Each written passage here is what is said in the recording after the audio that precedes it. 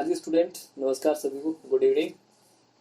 जैसा कि आपको पता है, on record on demand sorry students की डिमांड पे मैंने ये वीडियो बनाया है और ये स्पेशल उन लोगों के लिए है जिनके पेपर बैक रह गए हैं, यानी ड्यू पेपर। ठीक है, जैसे अब सप्लीमेंट्री के फॉर्म चल रहे हैं, मतलब थर्ड ईयर में सप्लीमेंट्री आती है, तो स्टूडेंट्स भाग भाग के आ रहे हैं कि सर हमारा भी ड्यू का पेपर चल रहा है क्या, वो है। तो उसके आधार पे मैंने वीडियो अपलोड किया है आज। इसमें मैं पार्ट 3 होते हैं अपने, प्रथम वर्ष, सेकंड वर्ष और थर्ड वर्ष, 3 होते हैं पार्ट थर्ड। तो पहले अपन बात करते हैं फर्स्ट ईयर की। फर्स्ट ईयर में 4 कंपलसरी सब्जेक्ट होते हैं, 3 मेन सब्जेक्ट होते हैं, है ना। तो 4 कंपलसरी की एग्जाम लगती है, 3 मेन सब्जेक्ट की लगती है। जो कोरोना की वजह से 3 घंटे में 2 पेपर लगते थे, लेकिन अब आगे हट जाएंगे और 3 घंटे का एक ही लगेगा, तो ऐसे 10 एग्जाम लगेंगे।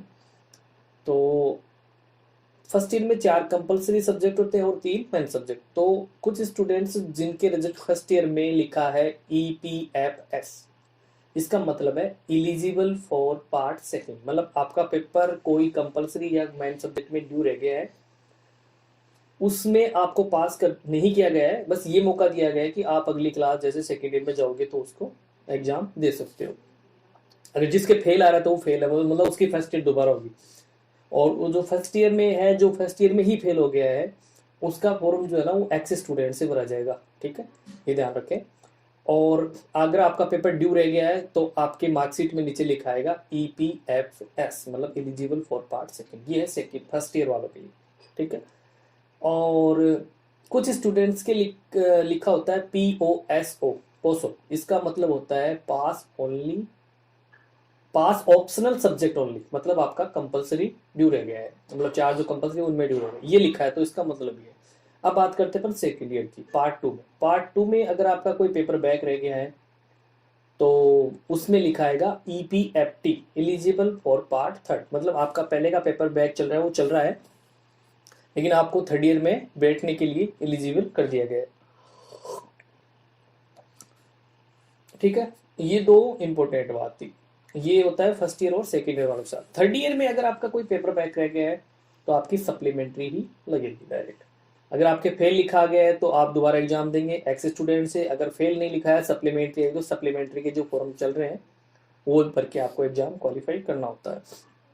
अब एक क्वेश्चन कुछ लड़कियों ने एक आगे, सर मेरे सप्लीमेंट्री सिर्फ मतलब इस फ्री में आई है और मैं दोबारा से सारे पेपर देना चाहती हूँ, तो आप सप्लीमेंट्री का एग्जाम मत दीजिए, दोबारा एक स्टूडेंट से फॉर्म भर दीजिए, तीनों सब्जेक्टों के दोबारा पेपर दे लीजिए, है ना। ये होता है नहीं। और अब पॉइंट आता है कि फॉर्म कब भरे। हाँ, ये इंपॉर्टेंट क्वेश्चन है और ये सोचने वाली बात है कि जिनका बैक पेपर रह गया, फर्स्ट ईयर में बैक रह गया, सेकेंड ईयर में बैक रह गया, वो फॉर्म कब भरे।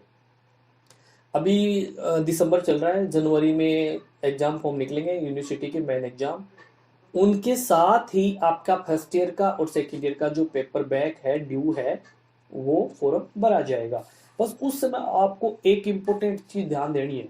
देखो, बाय द वे गलती नहीं होनी चाहिए, लेकिन गलती हो भी गई तो एक ऑप्शन आता है कि यूनिवर्सिटी कहती है कि हम रिफंड नहीं करेंगे। अगर आपने गलत फॉर्म भर दिया तो हम आपको रिफंड नहीं करेंगे, आप दोबारा दूसरा ही भरोगे। ठीक है, और जाहिर सी बात है किसी स्टूडेंट का गलत भर गया तो वो दूसरा तो भरेगा, तो लेकिन पहले वाला पैसा डूब जाता है। तो इसलिए आप ध्यान रखें।